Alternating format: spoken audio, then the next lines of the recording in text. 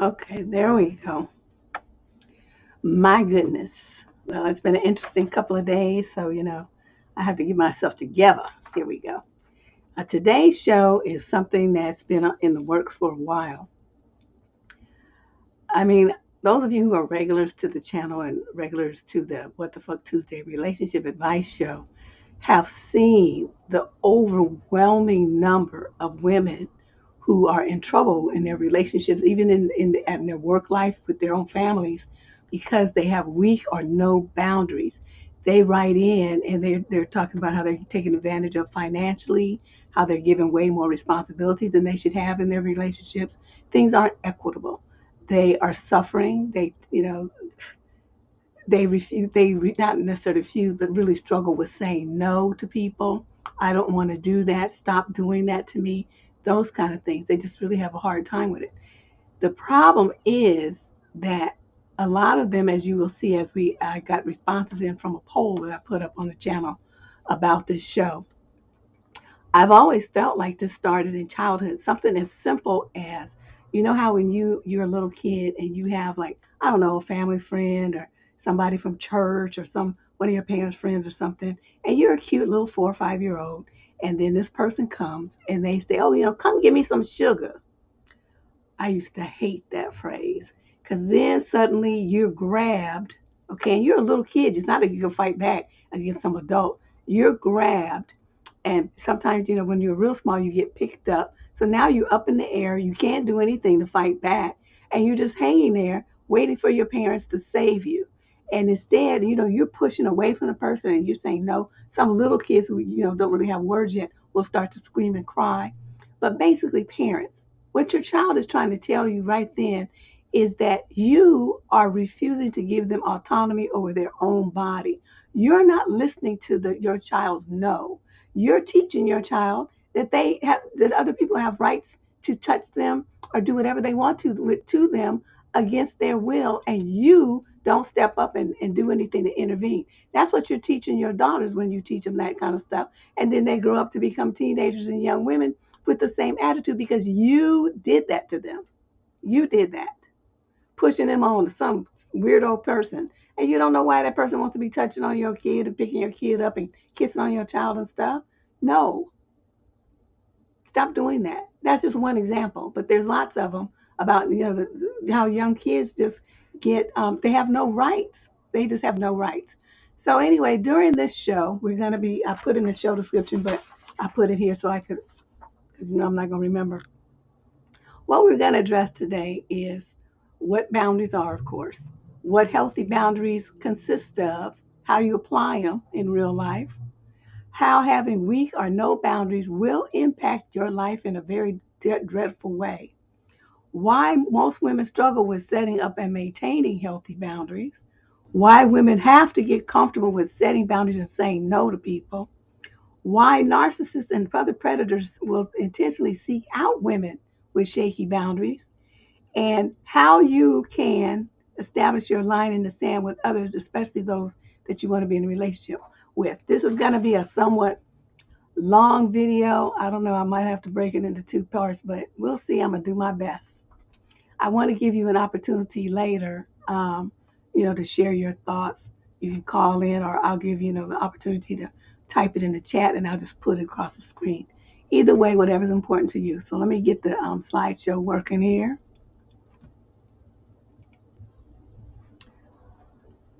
Here we go. This is what we got on deck today. Let me move this out the way so I could see some. Here. There we go. All right. Be sure to hit that like and subscribe button, my young people. Those of you who are not already subscribers to the channel. We headed up to 30,000. We passed 29,000 the other day. So hopefully by the end of August, we'll be at 30K. Okay, so let's do a quick overview of what boundaries are, because we talk about this all the time, right? It's been a popular topic on the what am I trying to say? On the February programming. We have a lot of different speakers come in and talk about boundaries from different angles, but that's why I'm calling this the Bible of boundaries, because I'm hitting them from every angle. And like I said, this is going to be very detailed and it's going to be kind of a long video. So feel free to, if you can't absorb this much information, to come back and look at the video in bits and pieces, take notes, do whatever you need to do to start working on your boundaries so that you handle yourself better. You don't just take a bunch of crap from people. You don't let people walk on you, and you stand up for yourself. You can't have a good relationship with anybody if you don't have boundaries in place. It's like a foundational thing that you must have. So here I'm going to explain what boundaries are. They protect you. They are the psychological, physical, and emotional barriers that we erect to protect ourselves from being manipulated, violated, and used by others. Boundaries are essential if you want to give and receive healthy love in a healthy relationship where there's mutuality and respect. You got to have boundaries, and they're the key to cultivating physical, emotional, and mental well-being. And I will show you how later in the video, people who don't have good boundaries, how it affects them mentally, emotionally, and physically. Okay. So boundaries in a deeper level, that was like an overview. Now, a deeper level, so that you can understand how they would be applied in daily life.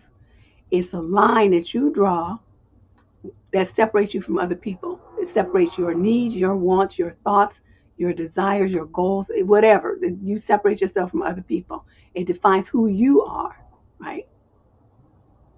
Do some of you, though, do you even know who you are? That's another question, though. So when you have boundaries, you're telling people what you need and what you want. That's what your boundaries help you define. They help you define what you will and will not do. They help you define what you will and will not take. What your responsibilities and the other person's responsibilities are in whatever kind of relationship you have. It could be employer, employee, best friends, spouses, parent, child, whatever. Each person's role and responsibilities are well defined by the boundaries. And then for a relationship, what your bottom line is, your non-negotiables, where your things, like if you cross this line right here, boop, it's over. Okay? A lot of you don't seem to have those either.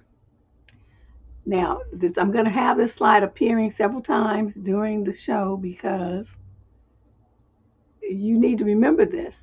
Personal boundaries are the psychological, physical, and emotional barriers that we erect to protect ourselves from being used, manipulated, or violated by other people. Remember that. That's all you need to remember about what a boundary is. So whenever you feel something coming up, something kind of triggering, and you aren't sure if your boundaries are getting violated, think about this phrase right here, and it should keep you, on track. Now let's talk about the key words of women who don't have boundaries. Now I thought of this, right, because I'm thinking about how important it seems to be to them um, to either be viewed in this way or to not be viewed in what's in the right hand column. So women who don't really have boundaries, it's very important to them that they be nice and that they be viewed as being nice and light, that people see them as being cooperative and kind, that they're pleasing, that they feel blessed. That's a word that pops up a lot. That people view them as being considerate, and that people view them as being feminine. Okay. What boundaryless women hate more than anything is to be viewed as confrontational, to be viewed as the angry, especially the angry black woman trope. They hate being called touchy. You're just too touchy. You're too sensitive. They hate being labeled as being difficult, challenging, bad-tempered, foul-mouthed is in there. That's something I get called all the time, and I don't care. Or being labeled as masculine. Now, when they're used to dealing with women who have weak boundaries, these words will be used as weapons of war. They will lob those ones that you like to hear at you in order to motivate you to give and do more for them and not stand up for yourself. If they are mad because you did stand up for yourself, then they're going to hit you with the stuff that's in the right-hand column, the hate to be column.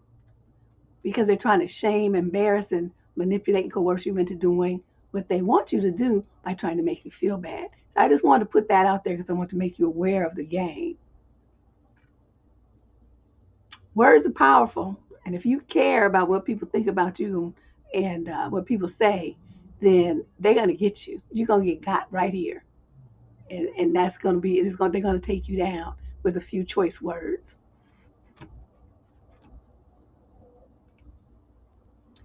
So let's talk about what boundaries do. I hope this show's not too long. I just kept making slides and going crazy. I had to make myself stop.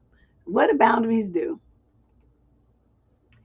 Boundary, and I'm going to keep, you may say, oh, this is repetitive. Yes, it is. And you know why? Because too many of y'all just don't get it. And in order to really learn a new concept, you have to hear it sometimes as many as 10 times before it really sinks in and before you adopt the full understanding of what it is that you need to do. So yes, it's going to be repetitive. You're going to hear the same messages relayed in different ways, using different words, but the concepts are the same. And I'm going to drum it into your head until you get it. Because I'm just sick of seeing so many women used and taken advantage of in their quote relationships where they think that somebody's loving them, but that's not at all in evidence. So let's talk about some of the kind of boundaries that you might need. Boundaries about your physical space. Now, this comes into um, play about, your personal space. People just infringing on you, coming up too close to you, touching you, that kind of stuff when you didn't ask them to, okay? And it also could be like some women talk about how men just move stuff into their houses and then never go home. And he basically intrude on their personal space because he just assumed that it was okay for him to come there. They want to take your car and disappear with it, stuff like that. So that's personal space boundaries. Your feelings. You have the right to feel whatever you feel. Now, sometimes it might not be the most mature feeling, but you still have the right to feel it. Okay. Nobody can tell you, that's crazy. You shouldn't feel like that. Your needs are important. Your needs are priority, and they should be to you at least. Your obligations and responsibilities. You, who are what they call codependent, want to jump in there and take care of everybody else's obligations and responsibilities as well as your own. And then you be mad because you're tired, exhausted, feel like taken for granted, and all kinds of other horrible things because you didn't put a proper boundary in place about who's going to be responsible for what and who's going to do what. That's very important. Your rights. You have the right to say no. You have the right to, make independent decisions. You have the right to have a difference of opinion. You have rights. Your property and resources. There's been several examples where, guys were taking their money, taking their ATM card and just pulling out money that they didn't even know about, using their credit card. I mean, all kind of stuff has been going on. But, boundary violations there. Your expectations. Your expectations are yours. Now, again, they may not be the most mature because they will grow and change. Everything in here about, the boundaries you have may be a little, as your relationship ages, you might negotiate a little bit of change. So stuff doesn't have to be written in stone, but you should have some. You cannot go into a relationship with no boundaries at all. For expectations, what do you expect your partner to do? What is it that they expect you to do? Are you guys on the same page? Are they expecting you to give them something or be something, do something that you're not really comfortable with and don't want to do? If so, that means that's not the right relationship for you. But you have to know yourself well enough to establish that kind of boundary to know if their expectations are something you want to deliver on, and likewise in reverse. And then the boundaries around your time and energy. People like want to call you real late at night when you got to get up and go to be at work at 6 a.m. They want to just barge into your house with uninvited, unannounced, and stay for hours and hours, all kinds of stuff. Remember the letter the other day where the lady was stuck at her brother-in-law's house for 10 hours and how they just would want to demand to know why she wanted to leave and all that kind of stuff. Perfect example right there. Now, better boundaries are definitely um, important. And with really good, strong boundaries, you tend to, have better relationships. because you feel respected and taken care of. Your partner knows what to do and what not to do because everything's set out, right? It's not a mystery. No crystal balls or Miss Cleo are required. But a lot of women will not set boundaries, or if they have some, they just basically put them in the closet because they're afraid of the things here on this slide. Fear is a big part of why women don't set boundaries and don't maintain them and just give in. I'm pulling a, hey Shay, I'm pulling this out from, the last couple of months of advice letters, just thinking about the kinds of letters that have come across that we've talked about and I've given advice to. There's a lot of fear involved with why women make the decisions that they've made and choose the relationships and stay in the relationships that they're in. Where I'm looking at like, something's wrong with you, chick, because this dude is whack. I mean, like, waggity whack whack. And there's no way in the world that anyone with a good sense of self would be in a relationship with some of these clowns that have been coming across the advice column. But here they go. They're afraid to say no. They're afraid that he's going to run away. He won't love you, or, because you're not the woman he's looking for. So you're going to try to remold and reframe yourself. You feel like you got to be down with the struggle love and hold him up and, hold him down or whatever all this stuff is y'all be talking about. A lot of you are afraid that you have to earn the person's love by what you do for them, by how you dress or the tricks you learn from Cosmo or whatever. You have to you go through life feeling unworthy, so you always feel like you have to show people and prove to them that you're good enough to be whatever it is you're trying to be in the relationship with them. And then finally, there's probably more. Don't take this what I'm saying as like the end all and be all. These are just my thoughts, okay? Like I said in the reviews from what I remember from the advice letters the last few months. You may have a different experience. You may have something that augments this. I'm not saying that this is it and this is it and this is all, okay? There's lots of reasons why women don't maintain boundaries. These are just a couple of like big umbrellas, and underneath those, there's going to be a lot of them. But like I said, you may think of some other umbrellas that I didn't think about because I had to do 900 slides, so my brain was fried. Okay, let's talk about the labels that we use for women that have boundary issues. Again, you may come up with some other ones that I didn't think of. Women who are people pleasers, right? They just want everybody to like them. They want everybody to be their friend. They want nobody to be mad at them. Women who are passive aggressives. Now they irritated and feeling all like, put out and stuff, but they don't just tell you that they're put out or they're not going to do it. They instead, do the like backstab type of thing to let you know that they really resentful, but they don't tell you directly. They hoping you just figured out, I guess. I don't know what that's all about.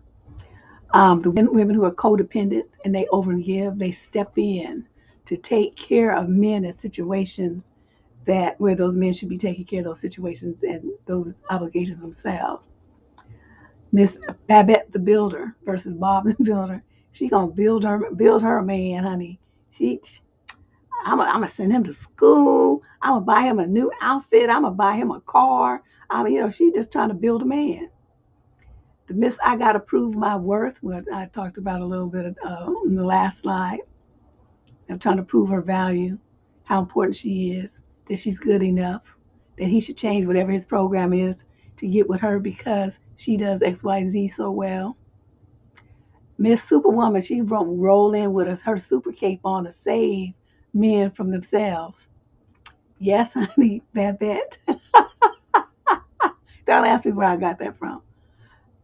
These women who come in like they have an S on their chest and gonna save everybody.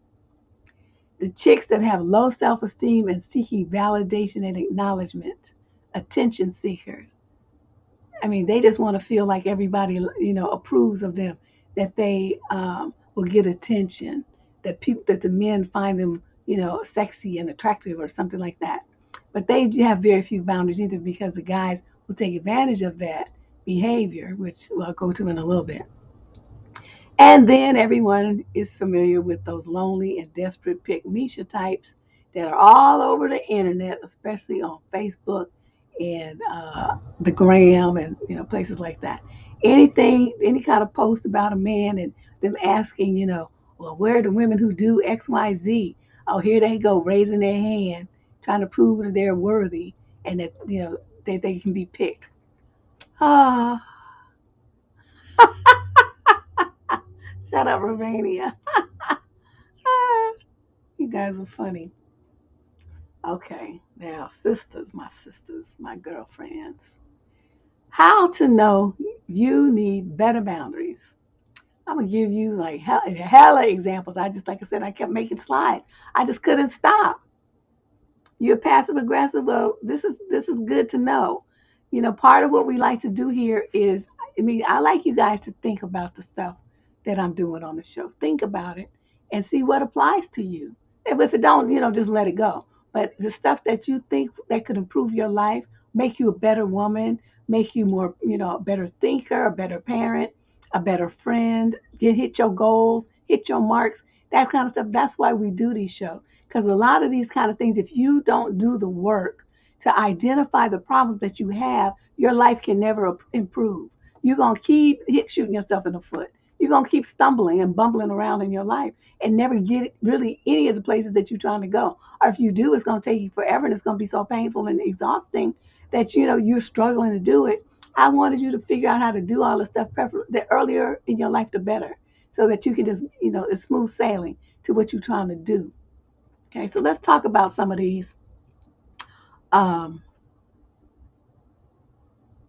Mean is okay, Mary Elizabeth. There's nothing wrong with being mean. Mean is in the eye of the beholder.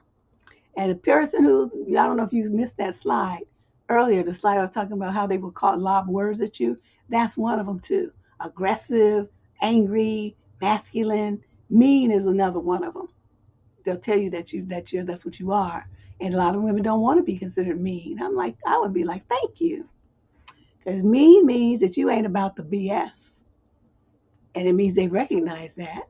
And so that's their acknowledgement that you ain't gonna fall prey to their nonsense. So there's nothing wrong with a woman being considered mean by some knucklehead, trust me.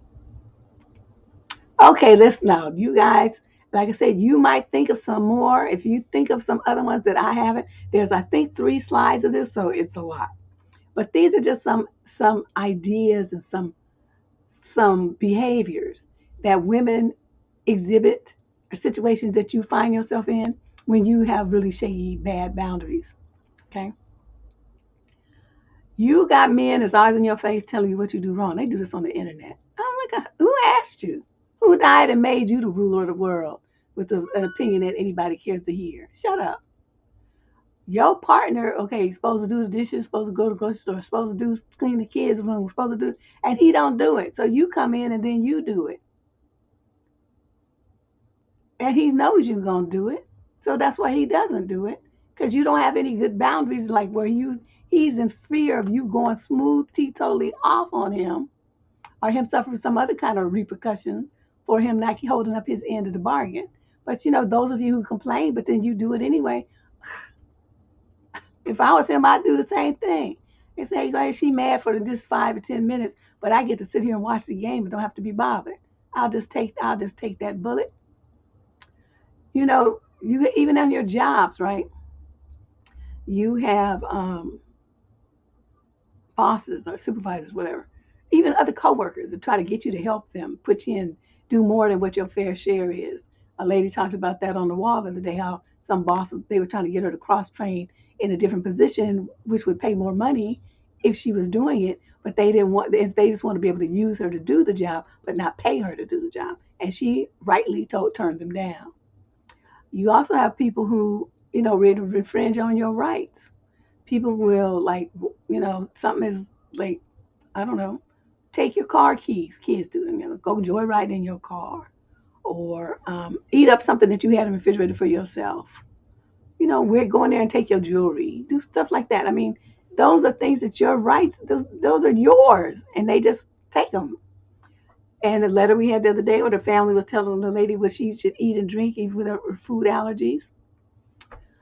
They make plans for you and tie up your time without even asking you if that's okay. and people who nosy. They be asking all kind of personal questions. Okay, that's a violation of your boundaries for them to do that. Especially after you tell them I don't really want to talk about that. Oh, come on, you just being mean. You're this and that. In restaurants, you order something. Say you order a steak, well done, and it comes medium rare, and you don't send it back. You just try to choke it down anyway. Boundaries, and then they're gonna expect you to pay for it. Oh no, I'm only paying for what I ordered. I didn't order this. I remember when I went to prom, I did that on prom. I went to prom, and let's see what grade was I in? 11th grade. I was in 11th grade, and the guy was a senior, so it's his senior prom. And we went to this restaurant, and I ordered a steak, and I liked my stuff medium well. I mean, I don't. It can be a little bit of pink, but not. I don't want it like burnt to a crisp, and I don't want it raw either. I want it in the middle. And they came, and it was like rare, and I was like, oh my God! I cut into it, and all this red stuff shot across the plate. I was grossed out.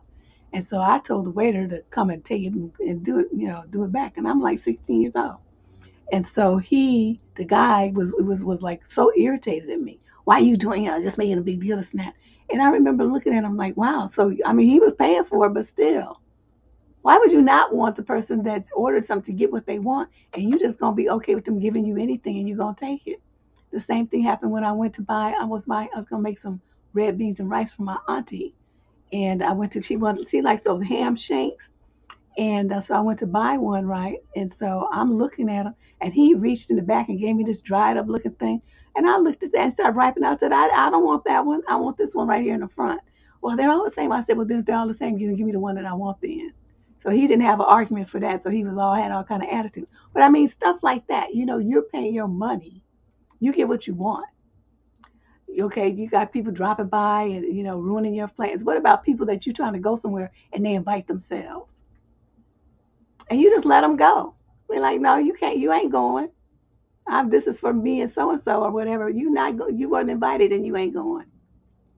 You got people that take your things, your money, like I talked about earlier. You have a partner that puts you down and makes like you sensitive, and something's wrong with you if you complain about it, and you don't say nothing. And those are the worst of you who just accept that you a pushover and you make jokes about it. Oh, I'm just a softie. Oh, I'm just a doormat. And you think it's funny to say that and talk about yourself like that. I be looking at them women like, what's wrong with you? Okay, here's some more. You guys can read these. I'm gonna have some water while you read some more of these.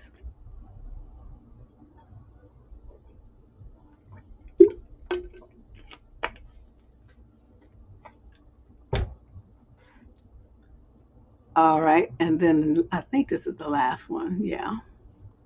If you see all these, and like I said, I'm sure you're gonna be able to think of a lot more. You know, this one is really bad. A lot of women do this. Like they'll be in a group, right? And somebody will say, oh, let's go to so and do such and such. Now you don't want to go so and so and do such and such, but you're scared to say no. I don't want to go. So you just go along with everybody else just to go. Well, please, I will call me a Uber, which I mean a taxi cab, whatever, so fast and be up and out of there. I'm not trying to do that. I don't want to be. I'm not. I don't want to be in that environment. I don't want to be around these particular people. Whatever. So you give in when somebody asks you to do something or do something for them or do some. Usually it's around a favor of some sort, what they call it a favor, and you really don't want to do it. You really are tired. You just want to go to bed. You don't want to go what they talk about. You don't want to do what they're talking about. You just want to say no, but yet you don't do that. Okay, but inside you're seething with resentment, feeling all kinds of put out. You feel taken for granted. And the worst ones are the women who feel guilty when they do something nice for themselves or set aside some time for themselves. Women who can't even, they feel like they can't even go to the bathroom and close the door because their kids might need them. Kids beating on the door and all kind of stuff like that. I guess let's move on from that. But these are all, just some ideas for behaviors and things that you may have thought of, the situations that happened to you, and that you would know if those things you experience those things that you are in great need of some better boundaries.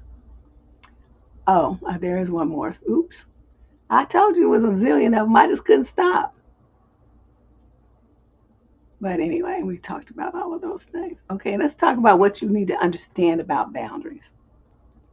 Because I was talking about the show, and I was really surprised at some women who thought that boundaries were bad, that boundaries are hurtful, that they hurt relationships. I thought, I just never knew that. But I think it's important to know that boundaries are about you. They're not about anybody else. Like your boundaries not gonna make anybody do or not do anything. It's not gonna make them do it. What your boundaries gonna do though is protect you from when they decide to do or not do that thing. It's gonna protect you from getting injured by it. Now your feelings might still get hurt, but whatever the repercussions are of their behavior, you won't get affected by because you already put up your super shield and you ain't about it. You got to remember that you can't change anybody but yourself. Okay, so you thinking a boundary is going to try to force somebody to be different with you. That's not this. That's not a boundary's purpose. You can't make a man not cheat on you by having boundaries. What your boundaries will do, though, is let him know if that's the path you should choose, sir. This relationship here is over. You see what I mean? You can't control anybody else with your boundaries. Nothing. It's just you. It's just your response is dictated by your boundaries. Okay. You can't make other people respect you. You can't make other people uphold your boundaries. That's all on you. You got to care as much or more for your own wants and needs as you do for other people. You can't put other people's needs and wants first. You got to put your own first. That's really hard for a lot of women. They feel like they're bad, like I'm a bad wife, I'm a bad mother, I'm a bad daughter, I'm a bad employee. If they think about themselves and put their own needs and wants before they do someone else's, it's really kind of interesting. You got to understand that having healthy boundaries will change your life. Without hands down, no doubt. And they help to keep you safe in situations where a lot of women have found themselves because they had poor boundaries and let themselves be talked into someplace, going with somebody, doing something that they really didn't want to do. Their inner voice was telling them, no, I shouldn't be doing this. But they didn't listen because they was too busy focused on those words, trying to be nice, trying to be agreeable, trying to be everybody's friend, to get every people's approval. And then you be in some shit and trying to figure out how to get out of it. Okay. Now, isn't that picture great? Types of boundaries for women. Now, there's like the types, and then I'm going to go into the three different categories of the types. These are the boundary areas. Okay, like I said, some of this is, like I said, it's repetitive because I want it has to be hammered into you. You've got to leave this talk today fully understanding what a boundary is, how you're going to work them in your life, and identify when you're not being true to yourself and not holding up your boundaries. You've got to get it, ladies. You got to get it. So you understand number one, your values, your boundary. That means that you expect and demand to be told the truth. You put in a phase of reality and that you are respected. Gaslighting, lying, game playing, corner cutting, triangulating, all of those kind of things. Nope. Stonewalling, all the narc tricks could be coming under here because you know that you deserve to have a relationship with a partner that you guys have mutual truth, mutual sharing of reality, not, let's just see how it goes. It's now knowing full well that he got a whole wife and baby at home. Stuff like that. See, he's not putting you in reality, and that's not respecting your boundaries because your boundaries, you only want to date a single man, one who, you guys have a chance to build up to something, right? You have the right, ladies, no matter what your man tells you about, submission and all this old stuff here. You had a right to say yes. You had a right to say no. And you don't have to like explain it or add anything to it, augment it and frost it. No, no, no. Hell no. Hell to the no. I mean, you can put some other, some stuff on it, but it's still going to be no. You have the right to say stop. Stop talking to me like that. Stop doing that. Stop thinking you have the right to treat me like that. Stop thinking you got whatever it is. Stop. And then get out. My favorite. my personal favorite. Except I put like there's an F word in there in the middle. Okay, now boundaries, physical boundaries, which I explained earlier, your personal space boundaries. That could also include touching you, like you on a date with some man and he keeps pawing on you. Are you and some stranger? You know, there's some dude. That's they teach this in these pickup artist groups. You know, touch her and see if she objects to you touching her. I will knee you. Okay, there. Let's touch that. Keep your mitts off of me. Oh, fungus finger fool. Nobody, I don't want you touching me. You know, just digging in your butt 5 minutes ago. Now you want to wipe that shit on my clothes or my arm? No, don't touch me. I didn't give you permission to. So that's, that's your thing. You have the right to maintain your personal space. Number 4 is the big one. He all into some stuff that you just ain't interested in at all. He might be a popcorn addict or something. That's no, we don't want that either.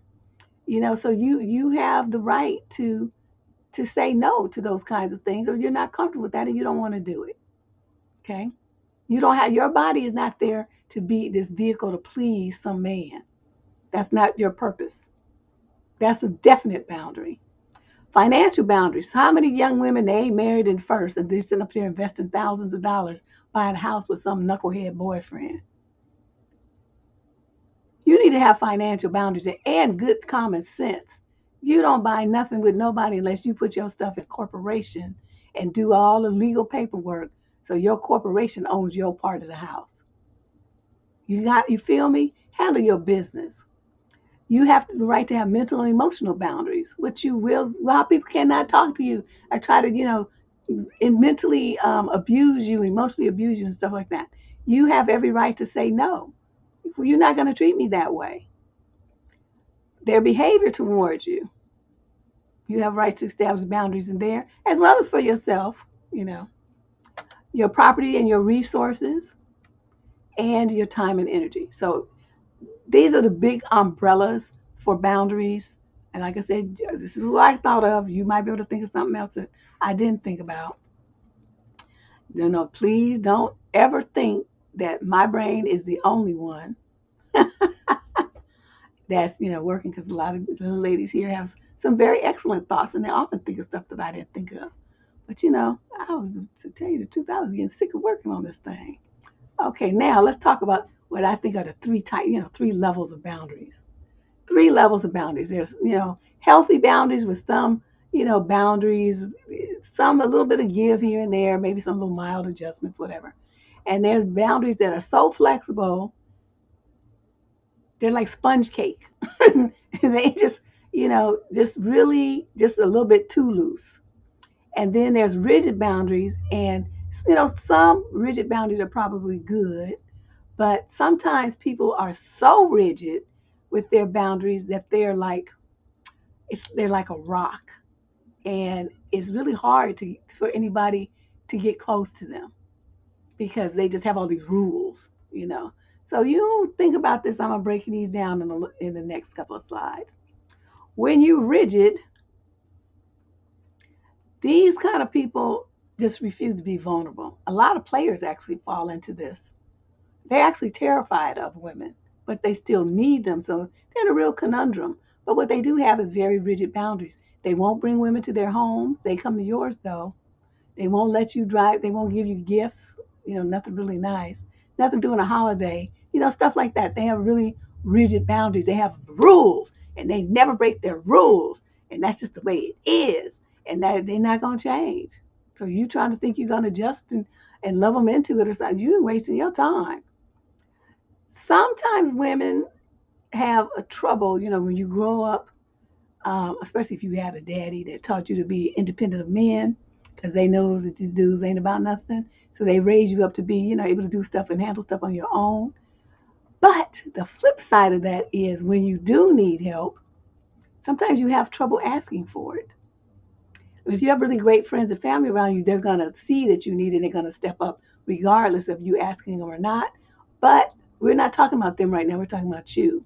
Your boundaries against asking people for help and thinking that you're going to appear weak or whatever, that boundary is probably a little bit too rigid, because you can love other people, but how they show you don't let them love you, because you keep everybody at arm's distance by not letting them show you love by helping take care of you. That you got to think about that. So you keep other people at a distance. You have very superficial romantic relationships, a lot of FWBs and um, nighttime call type of situation where your emotions aren't really invested. Again, like I said, a lot of players are like this. You guys think that it's just, they just want a bunch of women. They're actually scared of you. They're so scared to be hurt that that's how they do. That's how they protect themselves. They're very protective of their personal information and thoughts. I had a friend whose husband, he actually told her one day, she's asking his opinion about something. Now they're married now, got 2 kids and shit. And he's up there, and she asked him what he thought about something, and he got so irritated. I remember sitting there, because I was at their house, sitting there looking at him like, something's wrong with you. And he just like rose up and flared up like, what they call it, flashed on her. And was like, get out of my head. I don't want you in my head. And we both was like taken aback, like, who does that? But that was him. It was a real rigid boundary about people knowing what was going on in his heart and mind. He just did not want her to know. It was unbelievable. And then, you have people that, you're with them. Haven't you ever had a relationship like this? I did date this guy like this. And he did all the right moves. He said all the right things. But it just felt weird. It felt rehearsed and robotic or something. I don't know. I can't even really it just didn't have any warmth to it. I mean, but when people look, well, he takes you all these nice places, he buys you nice stuff, and he's real nice looking. And it's true, he was all of those things. But it was just something I can't even, to this day, I can't really put my finger on it. But I know that I always felt uncomfortable, and I always felt like it was a mask or something. It was really weird. But that's where this comes from, because I flashed it back on his behavior, and he just seemed so detached. But if I just went by the outer trappings of success and good looks and putting it down and all that kind of stuff, then I would have still been with him. But it just something felt lonely and empty about him, and I never did find out what it was. I just broke up with him. Okay, then we get into the boundaries. Those were the ones that's too hard. Then we get into ones that's too soft. Okay, these are people that you meet and they just want to spill their guts and tell you everything. Okay, you didn't even ask them; they just tell you all their business. Okay, what are you doing? Who do you think wants to know all that? Be quiet. These are the people that find it very hard to say no. No, stop. I don't want to. I prefer this or that. Can't do it. Cannot do it. Just struggle. And you hear these women do this, they talk in this timid way. Well, I don't know. Well, maybe.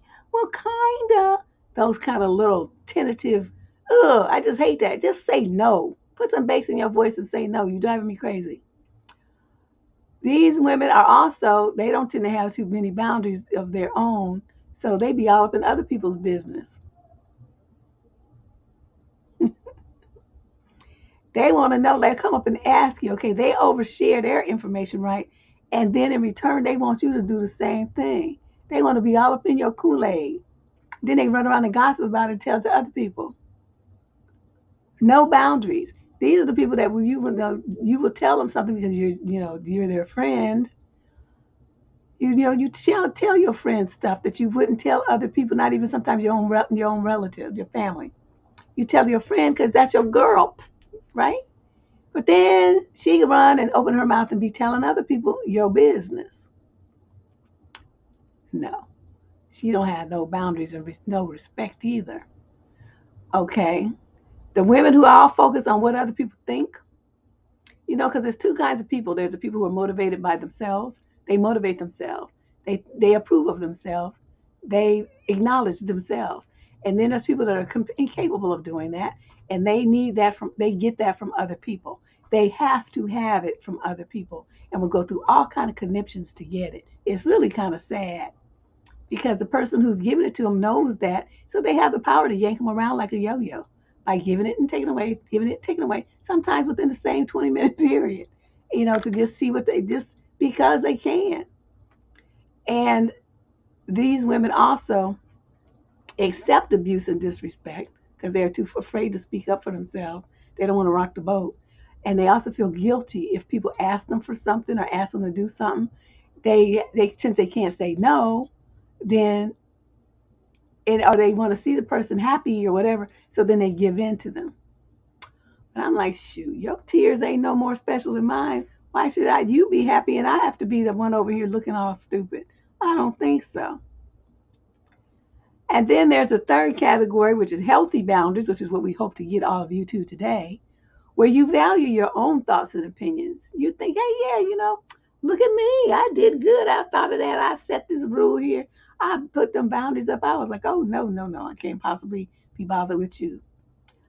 You don't compromise your values. Like if your value is you're not going to have kids until you're married, well, then you're not going to be a baby mama, no matter how much dude asks you to. If your value is you're only going to do the wild thing with proper protection, and then he come begging you to take it off, well, then that's your healthy boundary says, no, we're not going to do that. That's too risky to my health. And especially in light of Roe v. Wade, we're definitely not doing that, sir. These kinds of things. You have to know what it is you want and be firm about it. And those are very healthy boundaries. Now, he don't have to deal with it. He don't have to take it. He could go. And that's fine. Bye-bye. But you put your boundary in place, which is, now we ain't doing that. That's not what I want to do. And it's my body, so I get to decide, not you. Okay, when you have to share information like with people, you do it in a very appropriate way. You let people get to know you, but you don't be spilling your guts, telling all kind of stuff they don't need to know yet or at all.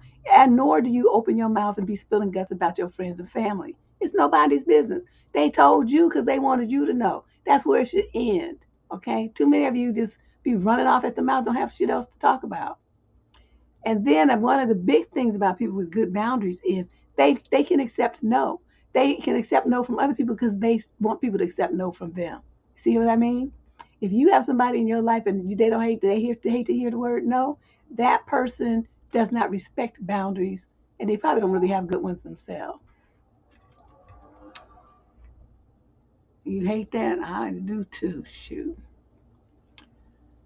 Now let's talk about some of the false beliefs. I kind of hit on this a little bit earlier, but some of the things that women think about boundaries that really just aren't true. And I didn't know this, like I said, until I was talking to people on social media pages about this show and asked them, what do you think about boundaries? What's your opinion? And I was surprised how many of them had really kind of odd ideas about it. So let's go over some of those. Well, if you really love somebody, you just give to them and you shouldn't have all them rules and stuff in place, which translates into what I typed here. So to her, true love means you don't have any boundaries. I was like, oh. Well, what kind of relationships have you had? Oh, well, they don't treat me right. I'm like, oh. You think? And some of the women feel like if you have boundaries, it makes you too hard to get along with and that everybody's going to hate you. Some said that they feel guilty because they hate it when they have to hurt somebody's feelings by turning them down or denying them something that they want. I'm like, shit, people in hell want ice water too. What? What's that got to do with me? Or with their mates, well, I just let him just do whatever he wants. I just let it go because I don't want to start an argument. I just want it to be peace in the Middle East. So they just want peace. They want quiet. So they just shut up and just let him just do whatever. I'm like, please, that's the hill I'm willing to die on. We're going to fight until we can't fight no more. Or they think that nobody's going to want to be around them because they're not, this ever-giving source of maternal whatever. Taking care of everybody, doing everything for everybody, fluffing around and just being so helpful to everybody all the damn time. They think they have to be like that, to get love. That boundaries restrict the natural flow of things. And I'm like, that sounds like something a man would say, but I didn't want to jam her up. I just was like, But doesn't that sound odd? I mean, that's just not really words that women tend to use too much. But anyway, and then some believe that once they set a boundary, that's all they need to do. They don't realize that boundaries will be challenged. Boundaries will change as the relationship matures and grows and as you mature and grow.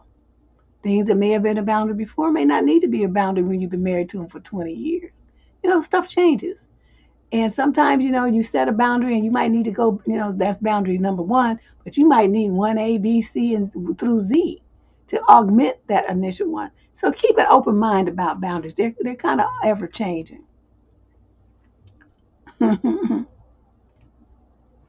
Now, I want to go over some of the, wait, where are my pages? I did some printouts. These survey results on them. Did I bring them? Oh, shoot, they're probably in the other room. Well, we'll just do them on the slides here.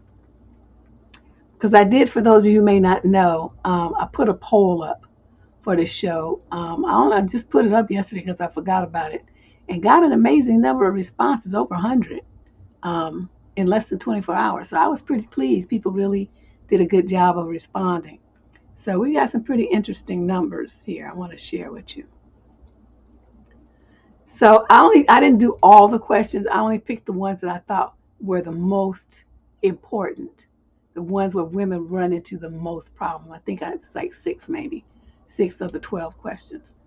So this is over there on the right. It shows the legend by color, so you can know which answer is. But the top 3 answers with the percentage of people that responded to them are marked. To this question, I always stand up for myself. Always 43.7%, which was really good. I was very impressed. And occasionally was a close second. Occasionally, that kind of was like, Very rarely was the green, the 9.9%. So 10% of the respondents, which, this wasn't like no giant survey response. It wasn't like thousands of people. But I think a pretty good representation of the women that come to the channel. So I thought, okay, so we do need some work on our boundaries here, ladies. And this one, I struggle with the word no, was the question. And we asked, was this applicable or rarely, always, never, occasionally? So occasionally is orange, that's the 33.8%. Very rarely is 22.5%. Always means I struggle with the word no, always is 12.7%. And the hell no, I never struggle saying no is 29.6%. So that was pretty good. But look at the between occasionally and always, that's a pretty big number. So let's move on to the next one. When someone asks me something over and over, like how they be begging, oh, come on, why not? Come on. I usually give in. Never give in, hell no, is a 32.4%. The yes, I always give in is 9.9%. Occasionally give in is 19.7%. And very rarely give in is 36.6%. Which I was happy to see that. But still, it's kind of scary how many always and occasionally, this and this, will give in if somebody asks them over and over.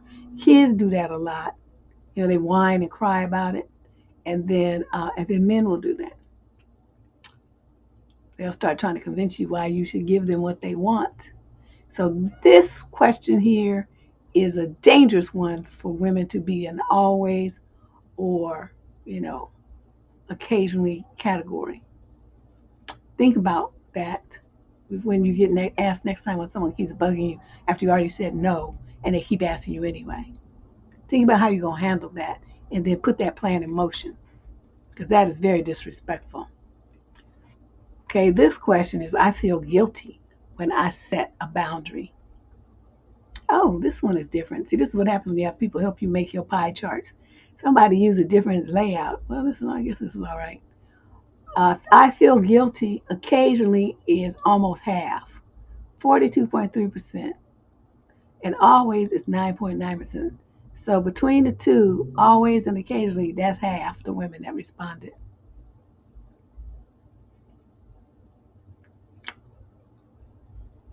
That's, that's scary, ladies.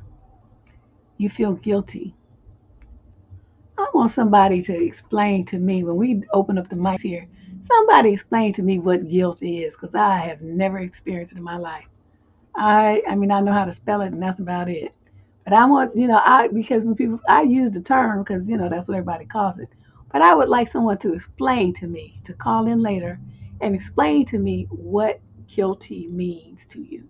How do you feel guilty? What makes you know that that's what you're feeling? Okay, so keep that in mind. Not yet, because I'm not ready. Still got a whole bunch of slides to do. Dang, it's a zillion of these damn things. Okay, I find that I tolerate mistreatment and disrespect. And here, never, hell no, is 32.4%. This one is always, I always tolerate mistreatment and disrespect. Look at that. That's pretty high. Very rarely is 25.4. And occasionally tolerate mistreatment and disrespect is 22.5%. I expected that number to be pretty high. I did not expect this one to be so high. That kind of threw me a little bit. Now, some of the comments from the ladies that I thought were really interesting. They were very, very open about it. One of these young ladies says, I'm still struggling with setting and maintaining strong boundaries. My main issue is, of course, the feelings of guilt. See, there's that word again, and fear, rejection, and abandonment. After 10 years of therapy, I'm miles away now to how broken I was at the time, but there's still work to do. At least I can use my past experiences as solid proof that if you give in to what others want, you will be miserable long term. So she learned a valuable lesson. I'm still learning to set boundaries with myself and those around me. Growing up, boundaries were never thought of or enforced in my house. See? I never had boundaries until 2013. People used me and I let them, thinking I always needed to support them. I was caring for my great niece in 2012 and realized I was going broke with the sneaky, underhanded demands that were being placed on me. So by 2013, I had enough. I scrounged up money for a one-way ticket and sent her butt home. It took a hard look at myself and realized I was saying yes to my detriment. Yep. I slowly let go of activities and commitments that weren't serving me. I told family members if someone is struggling and just can't seem to find their way, don't call me. As I'm writing this, I get great joy seeing how far I've come. I fuel my energy tanks for this, and if I share or assist others, it's from a place of fullness. Due to long-term trauma, I'm a people pleaser, and now I'm married with 2 kids. I'm finally in the process of healing. Definitely changed a whole lot in my relationships. Good for you. From my perspective, people already know that how they should treat other human beings. They just don't care. Character is everything to me, and I have strong disdain for rude people. Society is committed to beating women into submission. It's a wonder so many of us struggle with boundaries. We're taught to be nice our entire lives to everyone but ourselves. Can I get an amen? That is it, nail on the head right there. Many women have issues with holding firm to their boundaries, including myself, she wrote. Another one says, in most women, the boundaries are too rigid or do not exist. It seems there's a fear of consequential punishment. I don't see a lot of too rigid. My middle name is hell to the absolute no. I like that. And this one was talking about how it's easier to be an assertive woman living in a big city. The men have been trained that misogynistic behavior will be met with confrontation. Yeah, because women in the cities be like, nah, we ain't having it. However, I recently moved to a predominantly white suburb for work. The women out here are doormats and misogynists. I find it particularly lame that when meeting suburban women for the first time, they immediately ask other women if they are married, what their husbands do for work, and if they have kids. These women are shocked when I reply, oh no, you can ask me about my life and accomplishments. I don't live vicariously through a man. I know they looking at you like you have 2 heads. When they start talking about their husband's accomplishments, I immediately ask about their own. They never have anything to say and don't have any dreams for their future. Their entire adult existence is assisting their spouse and children with accomplishing their goals and expecting nothing in return. These women allow men to frequently disrespect them as they say it is easier to go along with the terrible behavior than to advocate for themselves. I personally enjoy putting disrespectful men in their place. The most dangerous type of woman in this area is a logical one. That's anywhere. They want you to, that's why they always promoting, well, women are so emotional. They want you to believe that about yourself. Well, I mean, we are in touch with our emotions, but we are just as logical, if not more so, than men. Men are just out of, when they feel something, they just go crazy because they don't know how to manage it. And this one says, I'm realizing through these questions that my boundaries are low and not respected. I was like, oh man, that's messed up. I understand I play a big role in this, but standing and speaking up is so hard for me. I'm raising two daughters whose father was murdered in 2016, also the year my dad passed away, but I don't feel safe or protected since, and more is showing up and crippling my life. Okay, I usually don't do advice in these kind of shows, but I hope this person is listening. Get you and your daughter signed up for a self-defense class. Get yourself signed up for with a range and buy yourself a gun. If you can't do that, then you get yourself a big, mean Rottweiler or a Pitty, and you have the dog professionally trained, and have that dog in the house with you and your girls. Okay, one of them suggestions, preferably all three. All right, let's move on. I learned through therapy for the first time that I had issues with setting up boundaries. I'm in my early 20s. Oh, she a baby. It was normalized for people in family to cross and overstep boundaries growing up. I literally was never taught anything about boundaries. We hear this over and over, right, team? This has affected my relationships, and now I'm slowly relearning how to set boundaries. I now feel like I'm actually standing up for myself and taking care of me when I set firm boundaries. It really does help with learning more about myself and what it is I can and cannot tolerate. I'm learning how to love myself in the process. Thanks, Auntie Deb, for all that you do. Oh, yeah, that's you in your early 20s. I love it. So by the time you hit the big 3-0, you're gonna be rolling like Bart Train. That's excellent. And this young lady, this story was kind of got me choked up. She says that boundaries are essential because without them, they'll have problems and consequences within their relationships, especially those with men. My mother had her hand in her boundaries being completely compromised because she wanted to please the men that she would get involved with. It's taken me years to accept and let go of the fact that she put me in danger, moving men into our house that she barely knew with her piss poor decision making. My mother pressured me to accept being treated badly by her boyfriends. Then she made one her husband. I was respectful but assertive anyway, and those traits served me well. But she was threatened by that. Really? She should have been proud of you. She allowed her boyfriends to bully, verbally abuse, shout, and all kinds of disrespect, such as lying, gaslighting, shit stirring, accusing, etc. Wow. She said she used to defend herself, but she stopped because then she'd get in more trouble. When I objected to her treatment, her exact words were on her boyfriend, now husband, quote, "You must show him. You must do better." In other words, don't be assertive because I want to keep this man. He doesn't have any children, so he doesn't understand. Her excuse when she didn't accept his shitty attitude and she was only 12 years old. Oh my God. She said she continued to not have many boundaries. Disrespect was normal. Went from one abusive relationship to another like her mom, right? That's what she was taught. That was her model for relationships until I went to a psychologist and started working on myself. Wow. A man I was dating years ago and not known him that long tried to move into my flat. One night he wouldn't let me go to bed by laying in it in the shape of a starfish. Oh, my favorite pose. I called him an arsehole. The next day he left, and I called him. I know I shouldn't have, and he said I disrespected him and didn't want to accept that he was wrong to deny me access to my bed. I didn't call him again, but he called me to get back together. Luckily, I lived in a flat, and you had to be buzzed in. Okay, that's good. He finally stopped coming. And you told her, I told my father, and he said, give the brother another chance. After somebody gonna try to take over your bed and keep you from going to bed and sleep in your own apartment, please, I would have had to go and get me some lighter fluid and toss it on real quick, and then light a match and say, now get out. If you don't, you're gonna leave either burning or you're gonna leave with just lighter fluid on you. But you are getting the fuck out of here. Which one do you want? See, I think I'm psycho sometimes. Anyway, this young lady says, I'm slowly getting better at saying no. I was a complete doormat until 2011 when I got fed up and started standing up for myself. Oh, I was in college. Okay. Then he had to move home. Various issues prevented me from fully being that woman. It's been a roller coaster. And a family tends to gaslight and belittle me. Oh no, you got your own family? I plan to move out once I pass my license exam and get a job.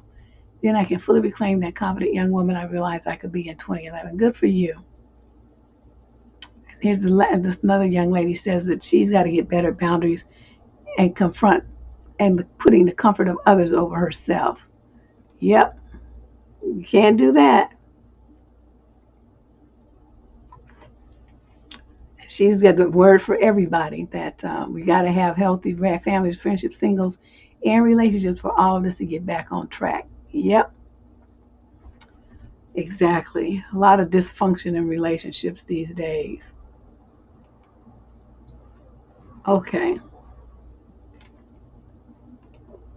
that was a lot. People wrote a lot. I just, picked some out because it was a lot. Yeah, it was a lot. Okay, now let's talk about what every relationship that's going to be considered a healthy one needs.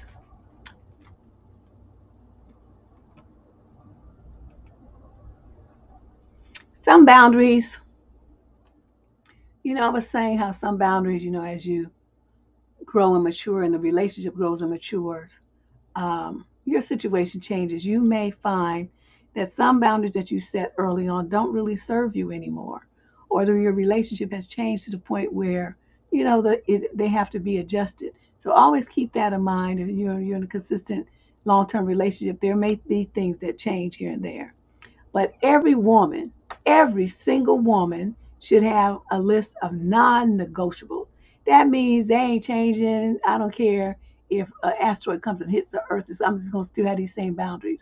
These are unchangeable. These are your core boundaries. These are the things that make you who you are, how you keep people, up off of you and out your way, and what you will and absolutely will not tolerate.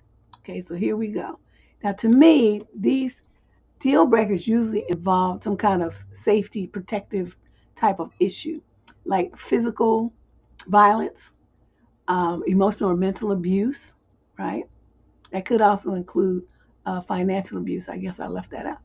Substance abuse issues, because they be taking money and just doing all kind of egregious behaviors. Gambling or other high risk kinds of behaviors where it makes the relationship unstable, households unstable. Any kind of life threatening activity, health threatening, promiscuity might come under that umbrella. Um, Threatening your property, this could also include your pets. And then you just, add your own, whatever you think are your deal breakers around safety. Because to me, that's where most of them fell in a boundary of protectiveness.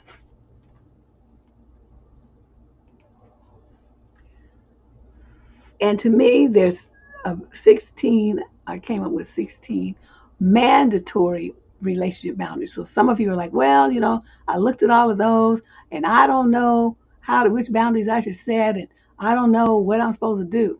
Okay. These next two slides should kind of give you a place to start. Okay. Number one is expectations.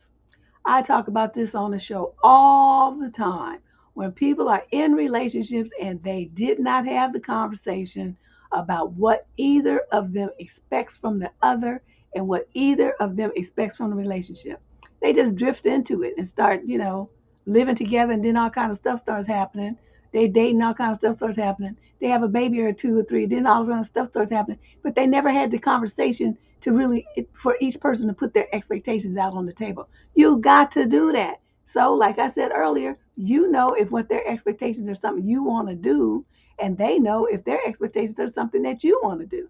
I mean, is it doable? Do you feel like meeting them? Or is it even possible for you to? Do you have any interest in that? You need to have these conversations. Get off them romantic clouds that you on, and come back down to earth for a minute, because that's where your relationship is going to be held, on the planet Earth, not up in the sky. All that stuff is cute in the beginning. You just think about them and you want to text them and send them emojis and all sorts of stuff that people like to do. But that stuff don't wear off, and then you're going to be left with the real deal.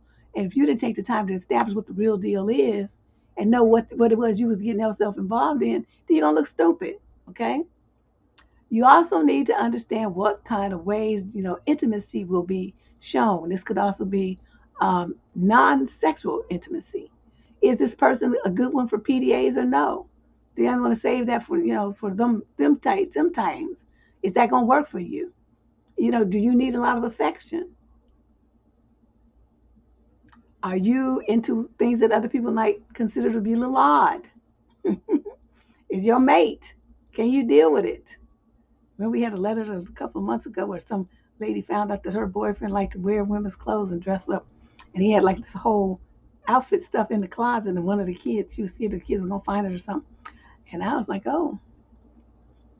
And he wanted to wear the outfit for her. And I was like, oh, that wouldn't work for me. I couldn't do that. But, these are things that you need to know. How's that going to work? Money, number 3. How are you going to handle the money? What's your boundaries around money? Do you think that you should share all your resources? Or do you want to keep your own money separate? Is that your boundary? How do you, you better open your mouth and say something because people be having some weird expectations and you have to crack their face when you could have just told them in the get-go. What about your extended family getting all up in your mix? A lot of people like to run and tell their mamas everything. They sisters, have their family all, well, you shouldn't do this, or in our family, blah, blah, blah, blah. How are you going to have an adult relationship and you got your family all up in your business like you're 4 years old? How does that work? But anyway, that's something that you need to talk about, those kind of boundaries. How much time are you going to spend around your extended family? Are they going to be able to come and go? You're going to be trying to give them a key to the house? I mean, what? How are we going to do this? Think about that. Your friendships, the same thing. How much time and energy are you going to, how much freedom are they going to have and access to you as a couple? Your friends, and your friends' friends. You got little kids, you got all these men hanging around your house because they're your man's friends. How you feel about that? Better think about that kind of stuff and lay down some boundaries. Protect your kids because, you don't know what these people's proclivities are in the privacy of their own home. You only know the face that they present to you when they walking in your door. Why they want to come to your house all the time and be around your kids and stuff? Better think about that kind of stuff. Think about children. Do you want any? Does he? Can you have them? Does he have kids from before? Do you? What's the boundaries as far as how you gonna parent, co-parent, discipline?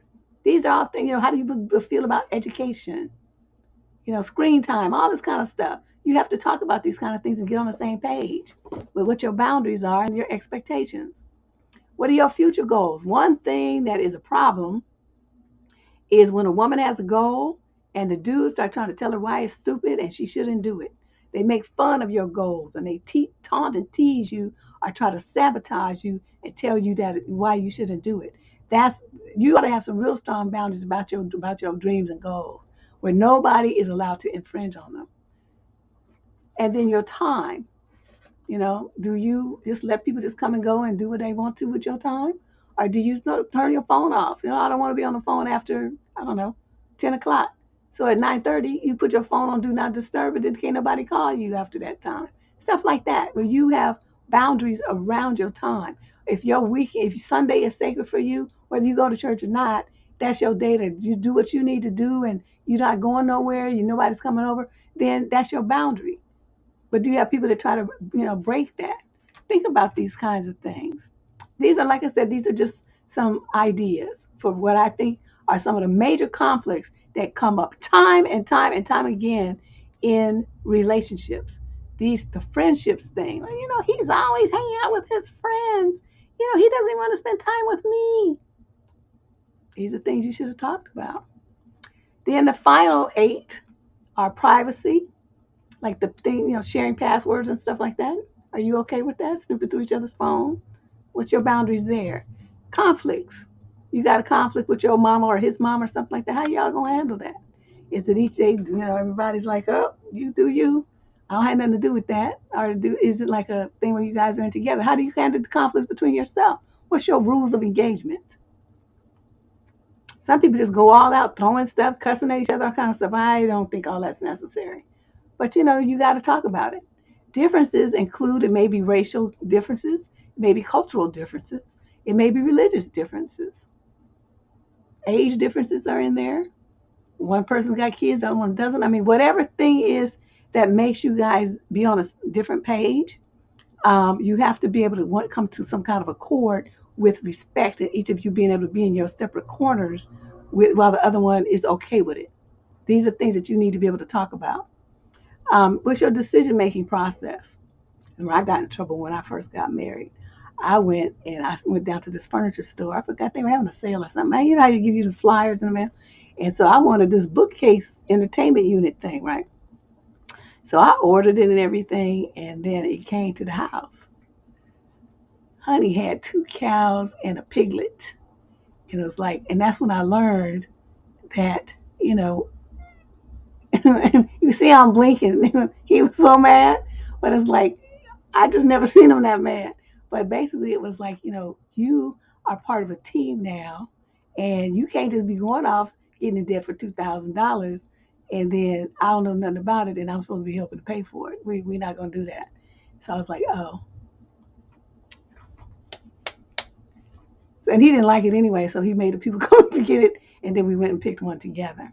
But yeah, I learned that. We probably, I don't know, married like 6 months or so, not that long. But honey, that was a valuable lesson for me. I got my little butt handed to me. And so, after that I knew, but we hadn't talked about that, but we talked about it that day. And that's why I put it on this list so you don't make the mistake I made. Well, how you all going to work out decisions that impact both of you in the whole household? Think about that and talk about it beforehand. Number 13, your boundary around the word no.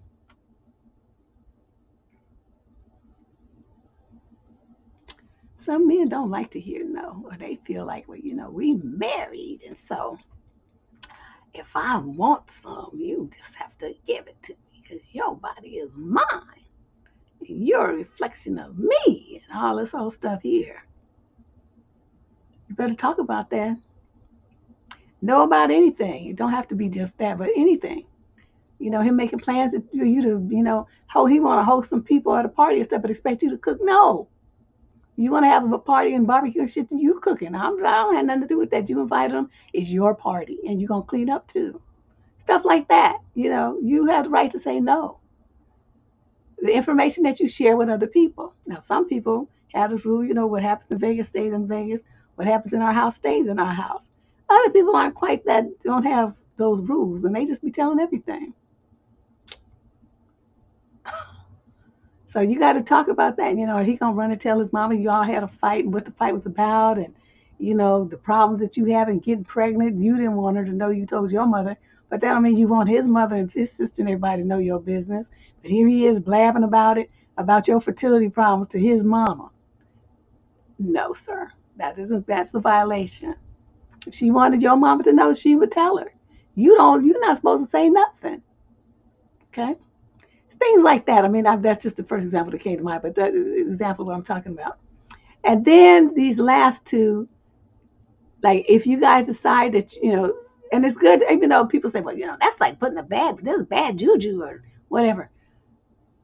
Now, most relationships break up. Let's just be realistic, okay? Most relationships don't last till dirt gets thrown on your face. It's just not happening these days. So let's be realistic about this and stuff. So if you guys break up, what's going to happen?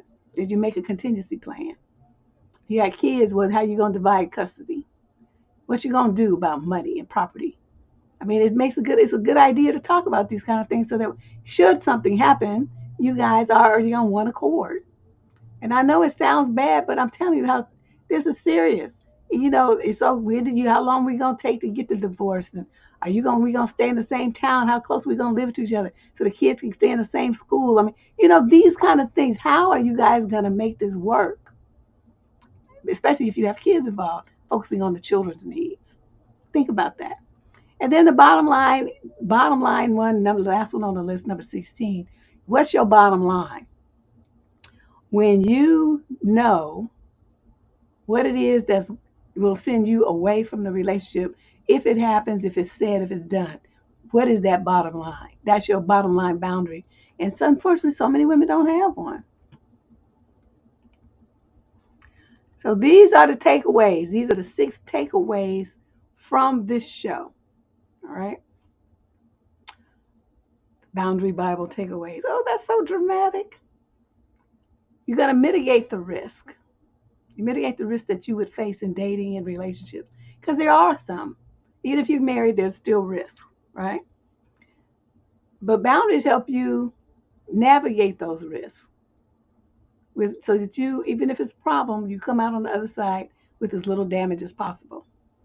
Because you know going in the door what you will and will not take. It marks your bottom line, right?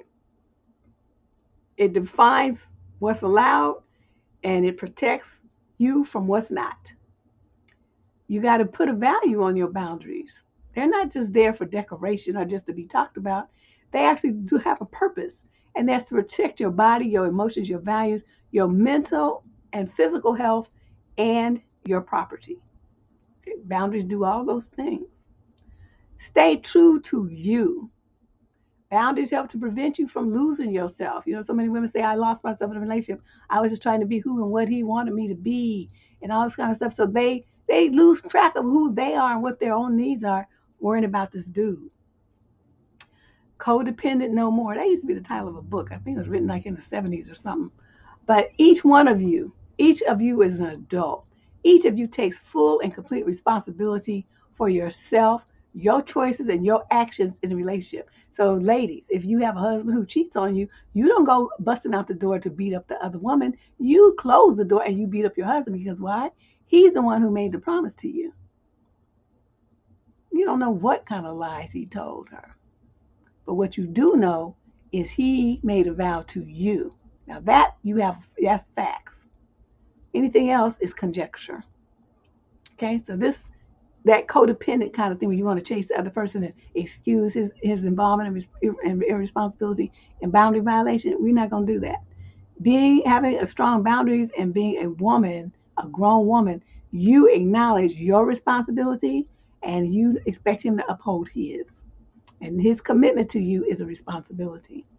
And then the final takeaway here is that boundaries are, I know they're hard to figure out how to establish, and you're going to make mistakes if you're new at this.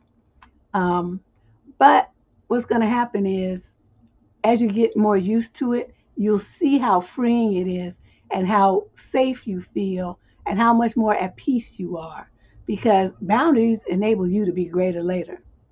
Your relationships are going to be greater. You're going to choose better people because you're going to be weeding out the knuckleheads like bing, bing, bing, bing, just getting them on out of there. You're not going to be trying to make it work and giving a brother a chance and all this stuff here because you know what it is you want, what you're not going to take, and what you're not going to deal with. And you are very firm about it. So as soon as they come with that old drag and drama talk or something that's on your boundary violation list, you be like, oh, next. See? And that's how boundaries protect you. As long as you have the confidence to have some. Have the courage to set your healthy boundaries. Look at this video a couple of times if you need some. If you need to, take notes or whatever. And fear is what, like I said earlier in the show, fear is what I think keeps a lot of women stuck and away from setting firm boundaries and maintaining them. Fear. But instead, you're going to face everything and rise. Okay? Face everything and rise. I expect you guys to do great things. And make sure you subscribe. Okay, I'm about to open up the okay, that wasn't as bad as I thought it was. I thought I made like 977 slides. But anyway, yeah, so if you guys have any ideas about what I wanted to find out what is guilt to you. You can either call in, let me do put the little number up there, or you can type it over here in the chat room and I'll put it on the screen. But if you have a couple of words you want to share, you just use your phone or your headset on your computer And you click that link, and then you can be live on the air, live on the show. So whichever one works best for you. So what I want to ask you about is guilt. What is guilt to you, and why do you feel it? I'm very curious about that because I've never experienced guilt. And it seemed to be a really big motivator for a lot of women to keep them from taking care of themselves because they feel guilty if they tell people no. So I'm curious. You guys thinking about it? So what did you think about the boundaries show? You think you learned what boundaries are now? Can you go and maintain some and handle yourself out there better? Yes? No? No? Everybody's so quiet. Ain't nobody saying nothing.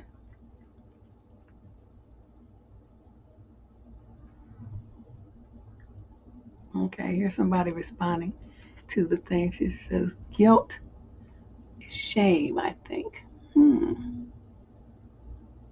Shame. Like you feel ashamed of yourself? Is that what I'm hearing here? Guilt is that feeling of bad or uncomfortable with disappointing someone. Okay. Hmm. Okay, so somebody says, I learned a lot. All right. Good. I was hoping that you did.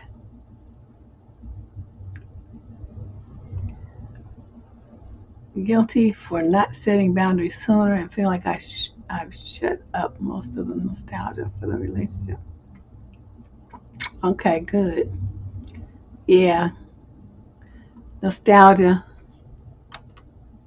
Maybe they love that. They love to be trying to get you to do that. I feel a little guilty for saying no. Why though? I'm not blaming you. I'm curious to find out why. Pain from not living up to someone else's expectations. Ah, is that it? Oh, okay.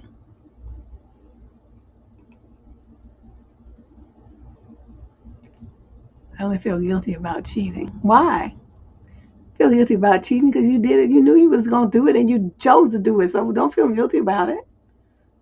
Be proud of yourself, especially if he was cute. You know, I'm a butthole in that. Like I said, if you ain't married, I'm just like whatever.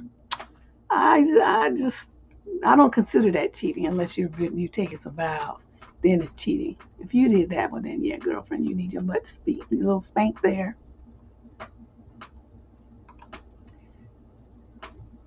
Oh, you missed it, girl. Where was your instant notification?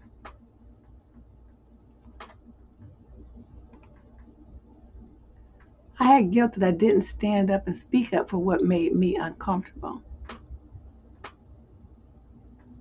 Hmm. Okay.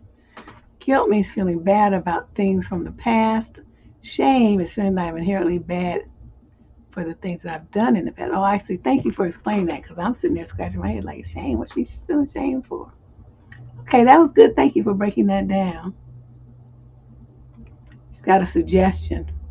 Look in the mirror, Lane, to say no over and over and over. Yeah, like I said, something you can put some flavor on it too. Hell no.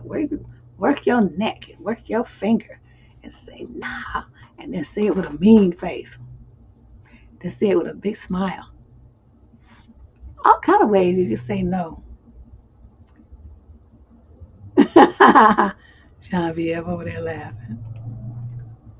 At some point, guilt and shame became associated with setting healthy boundaries. It creates a negative association with something good. Yes, I've noticed that, and that was very curious to me. But you know what? The only people that feel guilty and ashamed for boundaries are women. Women. Men don't never feel ashamed for saying no and get out of here. I'm not doing that. They don't have a problem with it. I just can't figure out why women feel like they have to be this, all giving, nurturing being for everybody except for themselves. I just don't get it. Guilty for not being taught as a young child that your worth is only in what you do. How I look and what I can give. Oh, yeah, what you look like, that's true.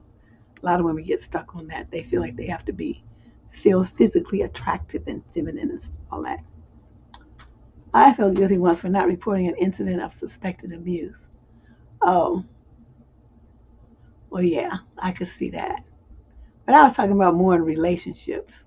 Yeah, because see, I know you Sunday as that would have against your values and morals, and so you would feel guilty because you know you didn't do what you were supposed to do. The you that I know you to be, that yeah, I can see where you would feel guilty about that. Oh, he done that since you said, girl, you work on Sundays? Oh no. I feel guilty when I had to help someone but I didn't have the time to do it because it was infringing on my time. I just chose me since I had to set up my priorities. I'll do better speaking up. Good job. That's it. You don't have to feel guilty about that, Nita.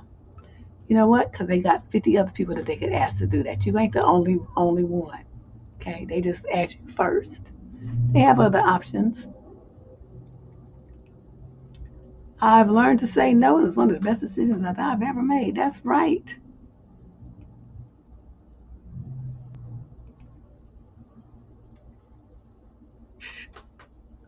Nothing wrong with being the big meanie, small meaty, meanie to the left, meanie to the right, meanie to the north, meanie to the south. I don't care. I'll be the meanie. There's nothing wrong with being the meanie, but you know what keeps you when you be the meanie? You don't get used as a sucker.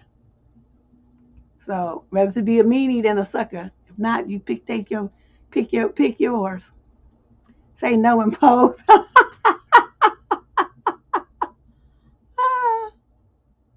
Like in that song they have on TikTok, that song they be doing that wop wop wop wop, and then they say strike a pose. Everybody be like this.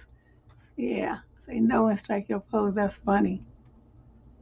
No is my favorite word now. It's so powerful. No is putting yourself. Absolutely. It's always been one of my favorite words. From starting when I was 2. I never got past the terrible 2s. I'm still there. I'm stuck. Change my attitude. I wish I'd said no. Yep. Yeah, you do build up resentment, and then you start to feel bad about yourself. It starts impacting your self-esteem because you start to, you want to beat yourself up for just being such a sucker and not treating yourself well. So it has a negative consequence to it when you don't say no and back people up off of you.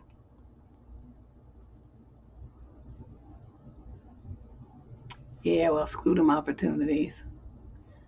Thing is, if it ain't bringing you no benefit, then it's not an opportunity, it's just some garbage. Default responses people dish out when women are sources of, yep, exactly. Yeah, one of the slides, I don't know if you were here, I put one of the slides with the words that they use to attack women. They try to build you up with the word and get you to be an easy mark with certain words. And then when you say no or put up a boundary, then they hit you with the stuff that was in the right hand column. So it is a few slides back. And when you watch the video, you'll see it.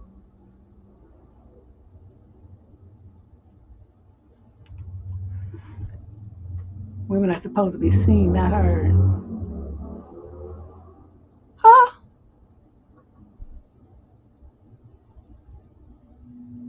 What? Your auntie was tripping. The kids are supposed to eat first. That's right. You had a plate first. That's what you're supposed to do. All the growing children are supposed to get fed before them greedy, pig-headed men. She says, I felt guilty but couldn't. Then I remember I was at Well and Point and we found out, girl,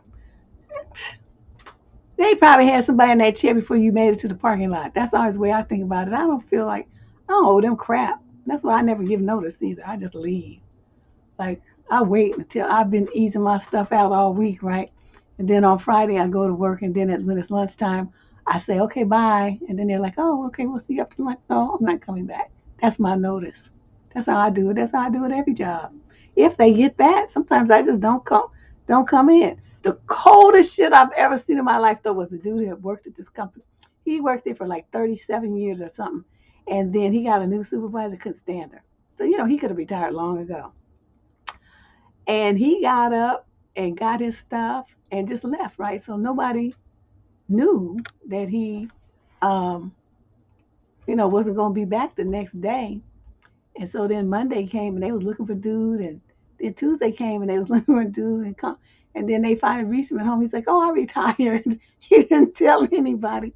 He just, and my ignorant behind. I thought that was like the most savage thing I'd ever seen in my life. I had to call dude and tell him that I thought that was just beautiful and savage and stuff. And I had never really talked to the guy before. But I called him up on the employee roster. I called him and said, "Oh, how you doing?" "I heard you retired." And then I fell out laughing. I said, "Dude, that was just such a boss move." And I thought it was the best. I mean, and they was all running around like Chicken Little trying to figure out where this guy was and if he was okay or whatever. And he was just like, "Oh no, I'm not dealing with that." He didn't even say goodbye. He just like got his shit and walked out. I was like, "Oh, the savage level, like flaming, volcanic savage." Okay, here's another one. It's like, "I feel guilt in setting boundaries with my family. Being used to being a call girl for everything, money, rides, etc. I help, but I don't get used. Seeking a therapist helps a lot. Good."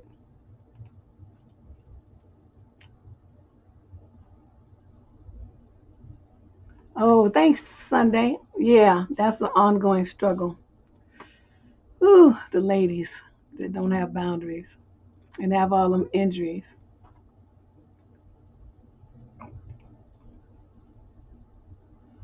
Unbothered has helped me strengthen my boundaries. It's an art in itself. Yes, it is. It is. You got to get past a whole bunch of programming to get there, where you think that you need all these people's approval and all these people to like you and all that old stuff. No more good. Oh, it's giggles. My dad swells me. I feel bad because my mom grew up poor. She should remind me after that. She congratulated us first and then the envy comes. Oh, well, she jealous. Well, that's not your fault.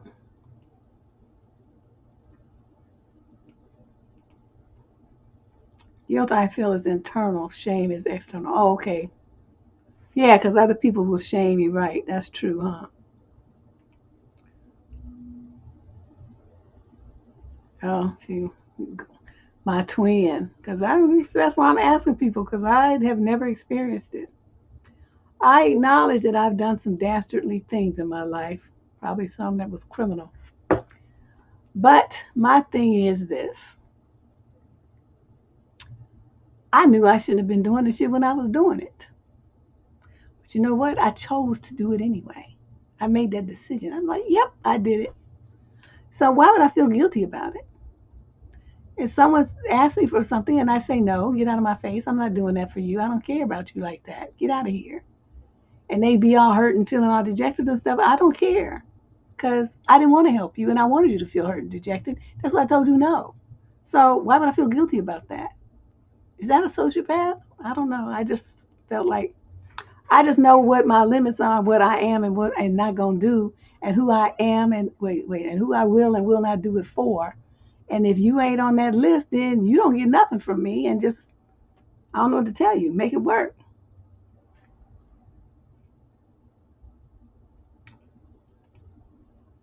Don't allow me to disrespect you. He snapped at your family. Girl, no. When they be verbally abusive the first time, block and delete. Don't take that. And they be trying to come back. Basically, it's a test. They want to see if you can go, if they can get away with it. So you guys got to be quicker on your block feature. Got to be better at the block. They say anything outside of respect under your clothes, anything foul, funky, profane to you, anything that's outside the list of any conversation that your 10-year-old cousin could hear you have, then they get the block delete. Because y'all ain't that level. You just talking to the dude.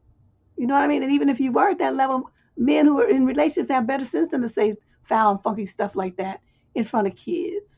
So you know what I mean? So if it's a conversation that could not be had in front of a child, then he don't need to be having it. That's the way I feel. I just met you. We don't have no kind of rapport where you would need to be talking to me like that. Or where you would expect that I would be okay with you talking to me like that. Oh, like these motherfuckers, they just be doing too much.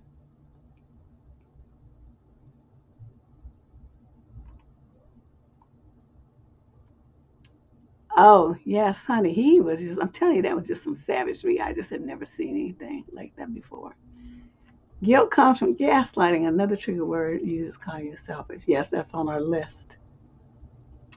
Some slides. See, I don't know who was here for all the whole program, but if you missed that part, because it's a one slide where I put the key trigger words that they try to use to manipulate women with guilt and to not have boundaries, where they try to congratulate you by using these words where those of you who seek validation and acknowledgement will eat those things up because you don't want to be looked at as being the mean person, the person that's difficult, challenging, those kind of words. And they even will call you masculine. But in reality, you know, you are just somebody who's just not going to take their shit. And they don't like that. So they try to butter you up with all these fanciful words like, oh, you're so feminine, you're so dainty, you're just a nice woman. Nice, that word nice. If any man ever calls you nice, you would just understand that you're a sucker. Okay? You just a sucker. Don't think that's a compliment. He's telling you to your face that you're a sucker. So I'm giving you, I'm trying to tell you, I'm trying to warn you all now so you understand.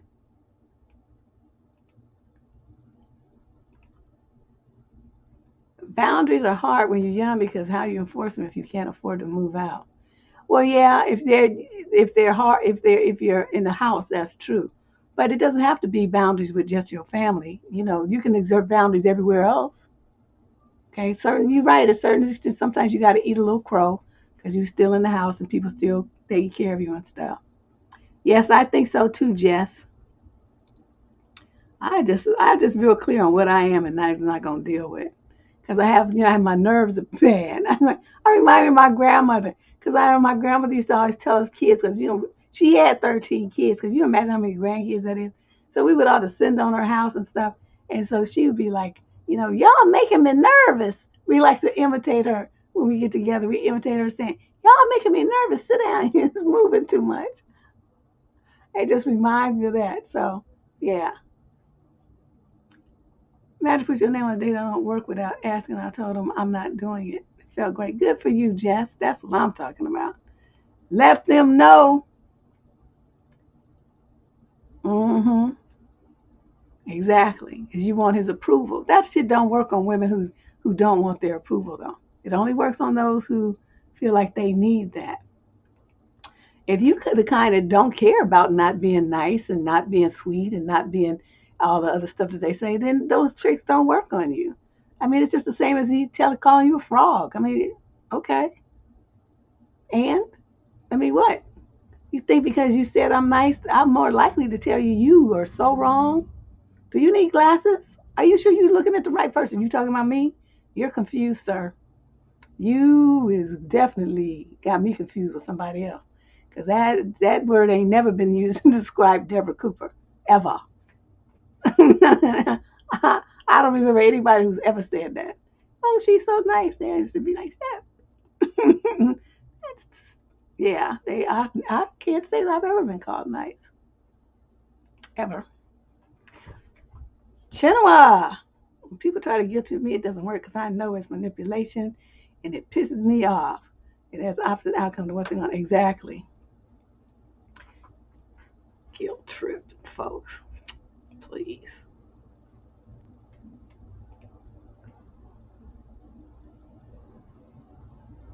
Oh, that's a good response. Look at Misty coming with the comeback. That's what I'm saying. Indigo, we know you ain't nice. Okay. It's a red flag that means I need to put my guard. Yep, because the bullshit is coming. It's getting ready to come down the pike. They're getting ready to start lobbing it at you. It's just unbelievable.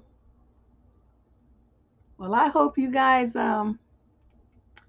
enjoyed that. I got it under 2 hours. That was my goal, but a little longer, but that's okay. You guys, like I said, I know this was a lot of information, a lot of information. So feel free to go through the video, you know, stop it where you need to, make notes. Everyone who's been on this channel and has been attending the Debuaries, I have always suggested that you have a notebook for the videos on this channel. That everything that you learn here, that you have it in one place. Those of you who may be new here, I probably didn't say it because weren't here in Debuary and you didn't hear it. But that's been an ongoing thing I always suggest, so that all your notes about all the topics that you're going to learn about here are in one place. You've got your Debsterism notebook. This is just another lesson here, a very valuable lesson that'll help you on your path, on your growth to to where you need to be, to make you a much better woman, better partner, and to treat yourself better parent, better everything, because you know what you will and will not take, what it is you like, what it is you're not going to do, how other people not going to talk to you, how other people not going to treat you, and you're very clear about that, and you share any and all repercussions with them so they understand what your bottom line is. And that's like, when you do that, you feel like you just feel empowered. You're taking care of yourself. You're not letting people just stomp all over you, and it makes you feel so much better. I think a lot of the anxiety that women have, depression and all that stuff, they're actually resentful and full of rage because they did not take care of themselves. They didn't stand up for themselves, and they let other people do things to them that they shouldn't have been letting them do. So the women are angry. They're angry inside. They love the man, but then they're angry at him and just like resentful for how he talked to them and treated them. There's a lot of emotional, angst going on there, which if you push it down because you're more focused on the relationship than you are on yourself and your mental and emotional health, so you push all this stuff down to maintain a relationship, well, it's going to come out somewhere. So you gain weight, you can't sleep, you're depressed, you have anxiety. It's going to be one of those. The other thing is you just cuss folks out. Now, your blood pressure might get a little elevated here and there, but you don't never have to take no Prozac, and you sleep like a baby. I go to sleep before my head even hits the pillow, because I just get all my frustrations out and tell people about themselves on a daily basis. There's no residual nothing, and I just, very good about telling people no, stop, get out of here, that kind of stuff. I'm not doing that. You tripping, stuff like that. I'm like, you got me confused with somebody else. So there's a whole bunch of ways to say no and get the fuck out of here, but without using those exact words. But the meaning can be expressed in dozens and dozens of ways. And if those of you who have watched this channel, I'm sure you have heard me use various phrases and come up with at least 50 different ways to tell somebody where to put themselves in their opinions and stuff like that. So anyway, come in on Tuesday. We got our last What the Fuck Tuesday of the month. This is our relationship advice column that we do every week. If you want to submit a letter, I think there's still a couple of blanks in there. If you want to get your letters into the column, send it in right away, and look in the show description down below for the link, or navigate over to Debsterism.com, Debsterism.com, and look for the form that says Get Advice. Okay, I changed it recently too to add ethnicity and stuff. It's optional, but so many people have been like, they put it in there anyway, and I thought, well, I always never put it in, but I thought, well, maybe it's not such a bad idea to just give them that option if they want to share that, because sometimes the cultural aspect of their problem does impact my response. It just depends. So I thought, okay, this could be, it's just time to do a little upgrade here. So I made that change. So before you guys get out of here, please do me this favor. Like the video. Share the link, this one or any other, it doesn't have to be that one. And subscribe to the channel. And yeah, subscribe and hit the instant notification bell too, so you make sure that you get an instant notification on your phone when a new show is uploaded or scheduled for the live stream, so you don't miss it. I'll see you guys here on Tuesday at 6 p.m. Pacific time, sharp. Enjoy the rest of your weekend. Bye-bye.